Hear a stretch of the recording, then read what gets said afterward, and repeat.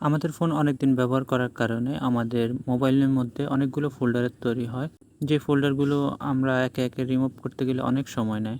তো আজকের এই ভিডিওতে আমি আপনাদেরকে দেখাবো কিভাবে এই ফোল্ডারগুলো রিমুভ করতে হয়। তো আমরা প্রথমে আমাদের ফোল্ডারে চলে যাই। ফোল্ডারে গিয়ে দেখি আমাদের এমটি ফোল্ডার আছে কিনা। তা আমরা প্রথমে আমাদের ফাইল ম্যানেজারে গিয়ে দেখবো যে অনেকগুলো এমটি ফোল্ডার আছে, যেগুলোর ভিতরে তেমন কিছুই নেই, কিছু লগ ফাইল আছে। তো আমরা প্লে স্টোরে চলে যাব। প্লে স্টোরে গিয়ে আমরা প্রথমেই একটি সফটওয়্যার ইনস্টল করে নেব। সফটওয়্যারটির নাম হচ্ছে এমটি ফোল্ডার ক্লিনার।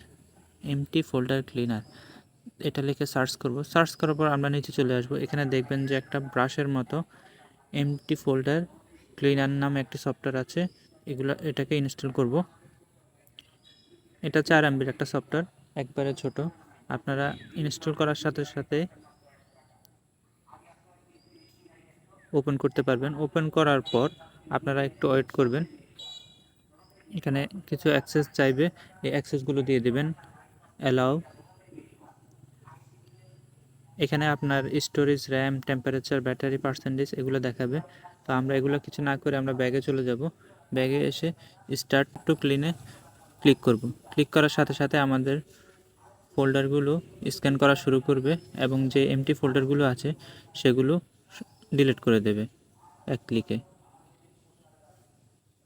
এই যে দেখুন আমার এখানে 18টা আইটেম ডিলিট হয়েছে। আপনারা চাইলে এই সফটওয়্যারটি ব্যবহার করতে পারেন আপনার এমটি ফোল্ডারগুলো ডিলিট করার জন্য। এই ভিডিওটি যদি ভালো লেগে থাকে তাহলে আমার চ্যানেলটি সাবস্ক্রাইব করে রাখবেন। ধন্যবাদ।